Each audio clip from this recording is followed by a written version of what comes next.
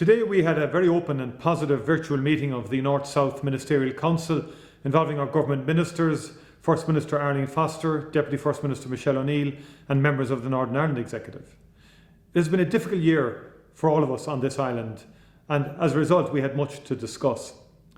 Brexit will have significant implications for business and citizens alike, and initiatives like the Shared Island Unit Fund will deliver vital infrastructure projects to boost growth, such as the Ulster Canal restoration, high-speed railway links and All-Ireland research centres.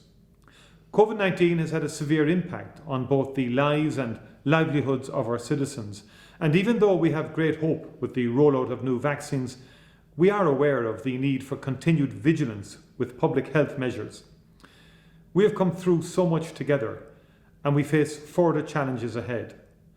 But the continued cooperation between our ministers has an important part to play in stability, peace and prosperity on this island.